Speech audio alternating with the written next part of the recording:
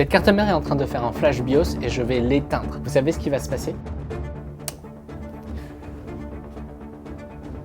On est à 97% là. Mais j'ai éteint avant. Ok, qu'est-ce qui se passe maintenant? Je vais redémarrer. Ça redémarre. La RAM c'est clair. On a une LED rouge et une LED orange. Oh purée. Il n'y a plus d'affichage, c'est bloqué. Ah, ça démarre. Non. En fait, c'est juste pour nous faire peur, ça fonctionne. Ah non, regarde. Tout à l'heure, c'est passé en boot, c'est passé sur le VGA. Regardez, ça passe sur boot et on revient sur la LED CPU. Ça démarre en boucle, mais ça ne fonctionne pas.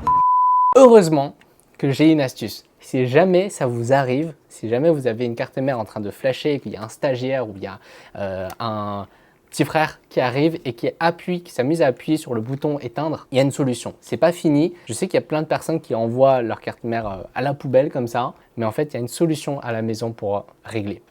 Sur la plupart des cartes mères, vous avez une fonctionnalité flash. Ça s'appelle le BIOS Flashback. Ce qui permet de faire, c'est de flasher le BIOS sans processeur, juste avec la carte mère toute seule et une alimentation.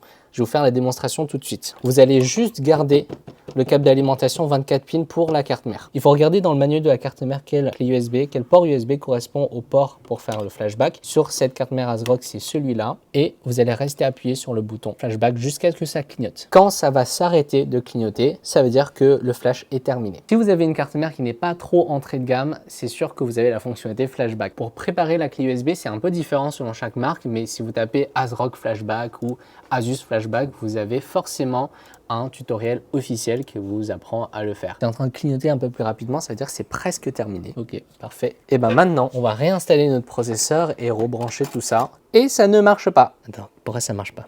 Il y a un truc que j'ai mal fait. Oh, ça fonctionne. En fait, il faut débrancher le 24 pins. Le RGB ne s'allume pas, tout à l'heure il s'allumait, non? Oh! Et ben voilà. Ça a fonctionné, vous avez sauvé une carte mère et si jamais ça vous arrive, ça vous permet d'économiser beaucoup d'argent. C'est au moins 150 € une carte mère et il y en a, ça peut monter jusqu'à 500, 700. Donc là, au lieu de le jeter, vous avez sauvé une carte mère.